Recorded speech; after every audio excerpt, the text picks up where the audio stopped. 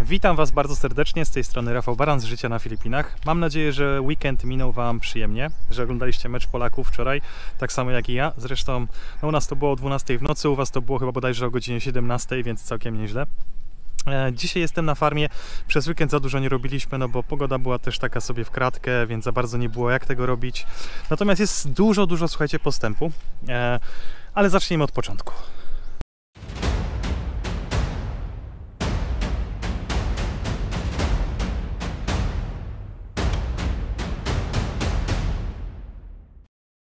Jak ja to zawsze powtarzam, małymi kroczkami do przodu. No i tym razem jest tak samo, ponieważ mieliśmy już spotkanie z elektrykiem.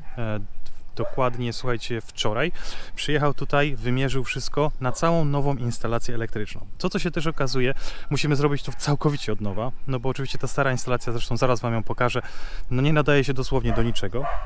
A dodatkowo też musimy pociągnąć nowy kabel, który będzie połączony do tego budynku.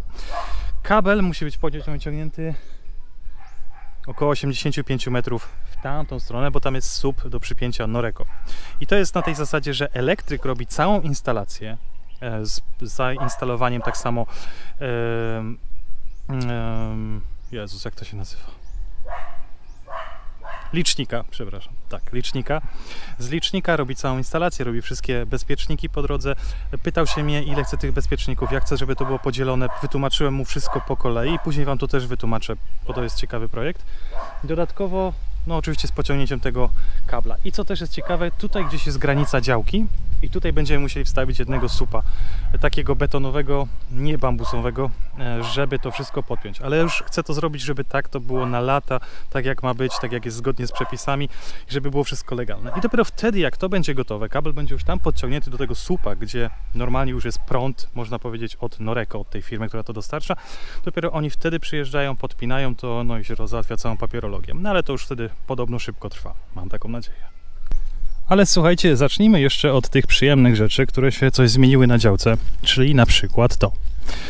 Powstała, słuchajcie, huśtawka dla dzieci.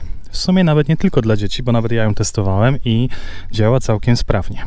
Huśtawka jest tak naprawdę po to, bo jak pewnie wiecie, nasza córka tutaj lubi z nami przyjeżdżać i żeby się bawiła, żeby miała jakiekolwiek zajęcie, no to jak chcemy ją tutaj mieć trzymać przez pół dnia, no to musi coś robić, więc dlatego też jest huśtawka. Ostatnio zajęła się podlewaniem różnego rodzaju nasion, więc już przynajmniej jakieś zajęcie ma, teraz ma dodatkowo huśtawkę, a docelowo chcemy tutaj jeszcze oczywiście zrobić jakieś takie miejsce dla dzieciaków, gdzie będą mogły sobie siedzieć w cieniu, odpoczywać, może mieć nawet jakąś małą piaskownicę, żeby się spokojnie bawić. No takie jest założenie tego miejsca, że to będzie farma, ale to też będzie taki ogród rodzinny, na zasadzie gdzieś, gdzie możemy po prostu przyjechać ze znajomymi na weekend, siąść sobie, odpocząć, no i sobie trochę pochillować.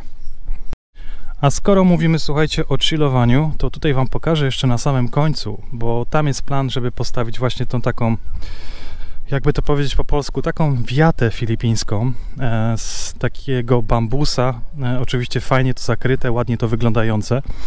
Ja już mam projekt tego, bo widziałem kilka takich różnych miejsc i to było rewelacyjne. No i tutaj na samym końcu, powiedzmy przed tym ogrodzeniem, gdzieś to będzie stało. Byliśmy już 2 razy w tej firmie, która robi takie właśnie domki bambusowe, pytać o cenę tego, bo to będzie robione po prostu pod nas, pod wymiar. Troszeczkę większe niż oni robią normalnie, no ale bez też takich, powiedzmy, siedzeń tam naokoło. Niestety 2 razy byliśmy, 2 razy nie było właściciela. No oczywiście pracownicy za bardzo nie wiedzą, jak to wycenić, nie wiedzą, kiedy będzie. No więc trochę się robiło problematycznie, ale no akurat nie jest daleko od nas, więc możemy tam za każdym razem podjeżdżać i się pytać. No i problem oczywiście też jest dodatkowo taki, że właściciel praktycznie w ogóle nie mówi po angielsku, więc muszę tam być z Christine, żeby to wszystko wytłumaczyła, żeby mu wyjaśniła. No i żeby może żebym nie dostał białej ceny, tylko jakąś taką normalną, legalną, normalną cenę filipińską. No ale tutaj jest ogólnie taki zamysł, żeby ten kącik, pomimo tego, że tutaj będą na dole zwierzęta, był przeznaczony na to. I też mam taki plan, że tutaj naokoło tego po prostu będzie dużo kwiatów, dużo takich innych rzeczy, żeby to po prostu ten, powiedzmy, ten element tutaj wyglądał właśnie tak bardziej rodzinnie, przyjemnie. No ogólnie dużo jest planów, a jak widzicie, mało co się dzieje. Chociaż dobra, teraz przejdźmy do tej roboty, to co się zmieniło. Słuchajcie, to co się zmieniło z nasionek, to jest akurat bardzo ważna informacja. Dosłownie po 4 dniach już wyrosły pierwsze nasiona. I pierwsze co wyrosło, co się najbardziej pokazało, to jest właśnie arbuz. Za co jeszcze raz dziękuję w komentarzach. Pozdrawiam serdecznie, bo naprawdę to akurat pierwsze rośnie. Tutaj już widzę, że papryczki chili się wydostają powolutku.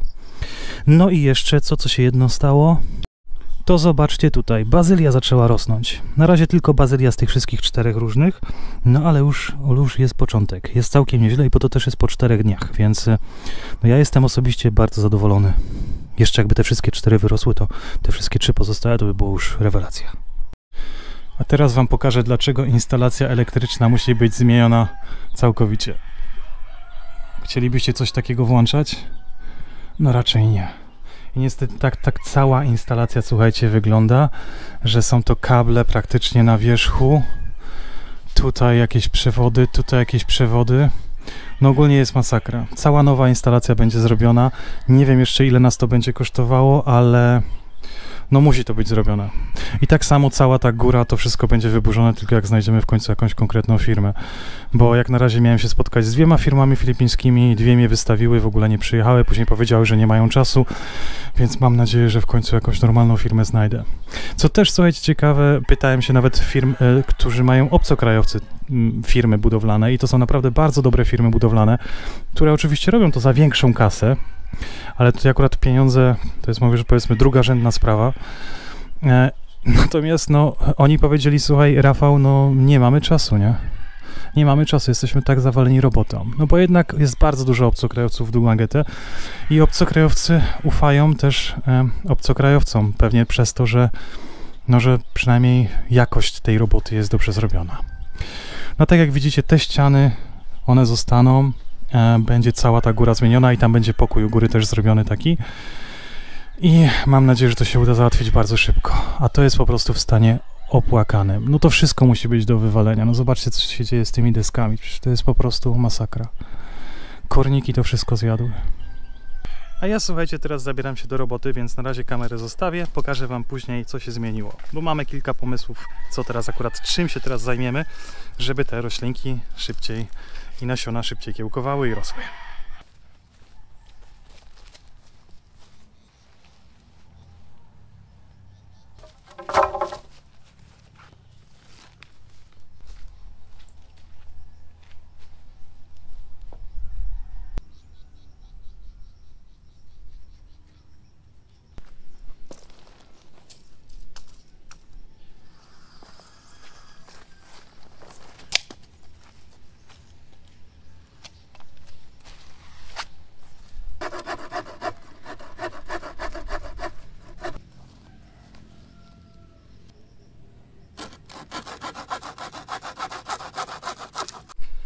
No to słuchajcie, moi mili, udało się skończyć pierwszy projekt, który zaczęliśmy dosłownie 2 godziny temu, 2,5 godziny temu. Niestety musieliśmy robić krótkie przerwy, ponieważ to było akurat południe, gdzie jest największe słońce i dosłownie nie dało się pracować. Nie wiem, jaka temperatura była w słońcu, ale ci, co mieszkali na Filipinach albo wiedzą, z czym to się je, to wiedzą, o co chodzi. Ale co udało się zrobić? Zobaczcie na to. A więc tak, słuchajcie, powstała konstrukcja specjalna, taka powiedzmy, taki greenhouse. Co ciężko to nazwać greenhouse'em, ponieważ na Filipinach, jak to ktoś fajnie napisał, greenhouse jest wszędzie na zewnątrz. Natomiast to jest coś specjalnego, żeby wystawić nasiona, które już powiedzmy kiełkują i mają już jakieś coś zielonego, na słońce, ale pod specjalną folią. To jest specjalna folia UV, którą można kupić na Filipinach. Ona kosztuje chyba 120 peso, płaciłem za metr, ale ona jest dosyć szeroka, bo to jest tak jakby tutaj jest 3 metry tej folii kupione. No jak widzicie, no ona jest gdzieś z 3 na 4, 3 na 5 nawet bym powiedział. No więc to jest oczywiście zakrywane. Sprawdzałem to już wcześniej, jak to działało u mnie na tarasie i działało po prostu, słuchajcie, rewelacyjnie. Naprawdę rośliny rosły jak szalone. No bo to akurat tak naprawdę to jeszcze też chroni rośliny przed tym największym słońcem. Więc można je spokojnie cały dzień trzymać na słońcu. Tutaj też mają przewiew na tyle, że nic się z nimi nie stanie, więc wszystko będzie naprawdę, słuchajcie, pod kontrolą. Oczywiście, słuchajcie, to jest tymczasowa tak naprawdę konstrukcja, bo my tego docelowo nie chcemy tutaj postawić. Coś takiego będzie wybudowanego większego, jak już tamtą stronę wyczyścimy i tam już wszystkie grządki zrobimy, to zrobimy taką osobną szkółkę, gdzie będzie po prostu teren ogrodzony, będzie to zakryte właśnie taką folią i tam będziemy wszystko wstawiać, żeby nic innego się nie dostało. I teraz pewnie jeszcze zapytacie, ale czemu zrobiłeś to tak naprawdę na podwyższeniu? Skoro mogłeś to tak naprawdę na ziemi postawić, zrobić dużo mniejsze i tak dalej. Słuchajcie, nie, to jest tak specjalnie zrobione przez to, że jest naprawdę bardzo dużo mrówek tutaj i te mrówki wyciągają nasiona.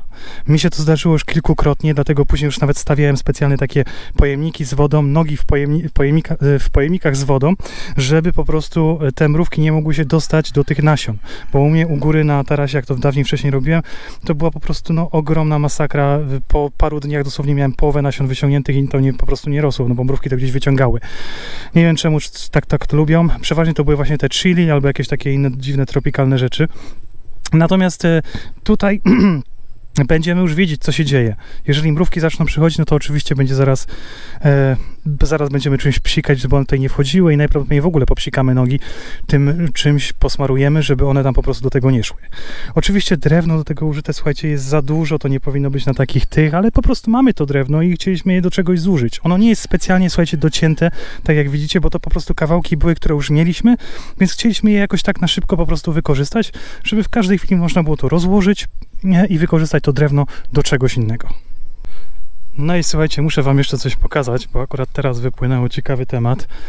Zbieraliśmy kalamansi i pojawił się nowy przyjaciel na drzewku. Tylko niech ja go znajdę. Tutaj. Nie wiem, czy będziecie widzieć, a ja też się za bardzo boję podejść, ale jest ogromny pająk. Muszę go sprawdzić w internecie, czy coś takiego jest groźne dla nas, czy też nie. Ogólnie jest podobno dosyć agresywny, tutaj kilka osób mi powiedziało, bo ma małe naokoło siebie i będzie się trzeba go najprawdopodobniej pozbyć, jeżeli jest jakiś agresywny albo może zrobić do nas krzywdę. Ale to się dopiero sprawdzi w internecie. No chyba że ktoś z was jest na tyle szybki, to może sprawdzić już teraz. No i to słuchajcie, będzie wszystko na dzisiaj. Kończę z farmy, jest godzina 4 po południu, więc ja się muszę zbierać do pracy. Dosłownie mam czas, żeby się wykąpać. No i później oczywiście brać się do roboty. O, a tam pewnie zobaczycie sobie za momencik. Jest nasze Carabao, które jedzie z koksem. Nie wiem, czy widać. To jest akurat idealnie pod słońce w tym momencie. Ale tam koleś jedzie z tym Carabao. I to jest nasze morskie Carabao. Trzeba go zaprosić tutaj, żeby właśnie nam przejechał działkę. Ja wam bardzo dziękuję za oglądanie, dziękuję wam za komentowanie filmików, dziękuję za wasze oczywiście wsparcie, jak zawsze. No i do zobaczenia za kilka dni w kolejnym odcinku. Pozdrawiam was serdecznie z Filipin. Pa!